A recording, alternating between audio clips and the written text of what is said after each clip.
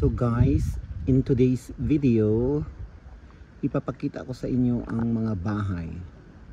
4 na bahay na nakalutang sa tubig.